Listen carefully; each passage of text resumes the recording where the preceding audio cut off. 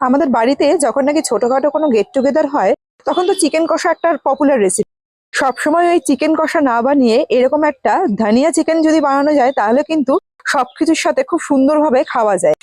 এখানে প্রথমেই কতগুলো মশলা নিয়েছি 2 চামচ মতো ধনে, 1 চামচ জিরে, 1 চামচ নিয়েছি শাহি জিরে, কিছুটা নিয়েছি গোলমরিচ, একটু দারুচিনি, আর একটু নিয়েছি লবঙ্গ আর এলাচ। এই প্রত্যেক কটা মশলাকে একটা ছোট প্যানের মধ্যে হালকা একটুখানি রোস্ট করে নিয়েছিলাম।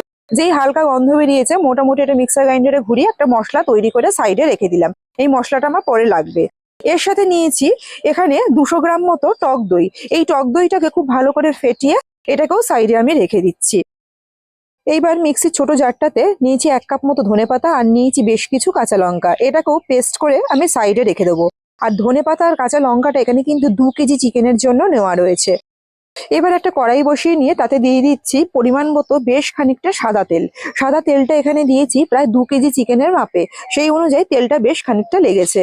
এবার এর মধ্যে দিয়ে দেবো 4খানা মাঝারি সাইজের পেঁয়াজ। আমি এখানে কুচো করে রেখেছিলাম, যতটা সম্ভব কুচিয়ে রেখেছিলাম সেই কুচনো পেঁয়াজটা আমি এখানে দিয়ে দিলাম।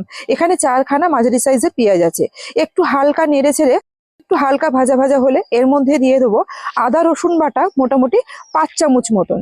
এখানে 5 চামচ মতো আমি আদা রসুন বাটা দিয়েছিলাম, আর সেই সাথে 4টে মিডিয়াম সাইজের পেঁয়াজ কুচানো দিয়েছিলাম। পেঁয়াজ আদা রসুনটা 3 থেকে 4 মিনিট কষে নেওয়ার পর এর মধ্যে আমি দিয়েছিলাম 1 চামচ মতো লাল লঙ্কার গুঁড়ো, আর সেই সাথে দিয়েছিলাম পরিমাণ মতো একটু নুন। মশলার সাথে নুন আর লঙ্কাটাকে খুব ভালো করে মিশিয়ে নিয়ে এর মধ্যে আগে থেকে জল ঝরিয়ে রাখা যে চিকেনটা ছিল, সেই চিকেনটা এর মধ্যে দিয়ে দিয়েছি। চিকেনটাকে কিন্তু কোনো রকম ভাবে মেরিনেট বা কোনো কিছু করে রাখিনি, এমনি নর্মালি জল দিয়ে ধুয়ে রেখে দিয়েছিলাম। পুরো চিকেনটা এবার এর মধ্যে দিয়ে দিচ্ছি। এবার চিকেনটাকেও ভালো করে এর সাথে মশলাগুলোর সাথে ভালো করে নেড়ে চেড়ে মিশিয়ে নেব। সব মিলিয়ে মোটামুটি 5 মিনিট মতো এই মশলাটাকে মাংসের সাথে দিয়ে খুব ভালো করে কষে নিতে হবে। কষে নেওয়ার পর এখানে যে ফ্যাটানো যে টক দইটা ছিল, সেই টক দইটা আমি এর মধ্যে দিয়ে দেবো।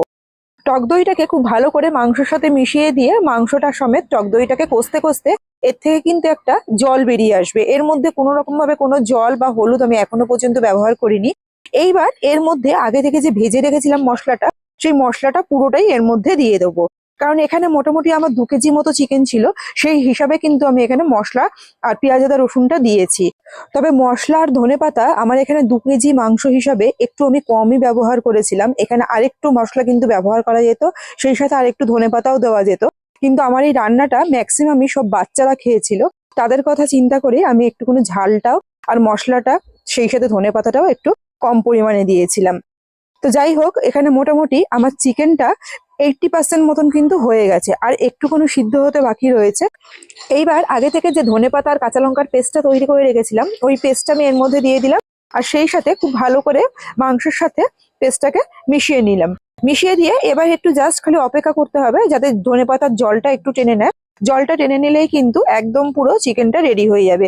এই চিকেনের ক্ষেত্রে কিন্তু 1 ফোঁটাও জল দেওয়ার দরকার লাগবে না। এই জলের থেকে, ধনেপাতা থেকে আর দই থেকে যে জলটা বেরিয়েছে, ওতেই কিন্তু পুরো মাংসটা সেদ্ধ হয়ে যাবে। এখানে কথা বলতে বলতে মোটামুটি মাংসের ঝোলটা টেনেও গেছে, সেই সাথে মাংসটা নামিয়ে নেওয়ারও কিন্তু সময় হয়ে গেছে। মাংসটাও পুরোপুরি সিদ্ধ হয়ে গেছে। গরম মশলা আগে যেহেতু ভাজা মশলার সাথে ব্যবহার করে ফেলেছি, ওই জন্য আর গরম মশলা দেওয়ারও কোনো প্রয়োজন নেই। এবার মাংসটা নামিয়ে নিলে কিন্তু পরিবেশন করলেই হয়ে যাবে। যে কোনো ধরনের রাইস পোলাওর সাথে এই ধরনের ধনিয়া চিকেন খেতে কিন্তু দুর্দান্ত লাগবে।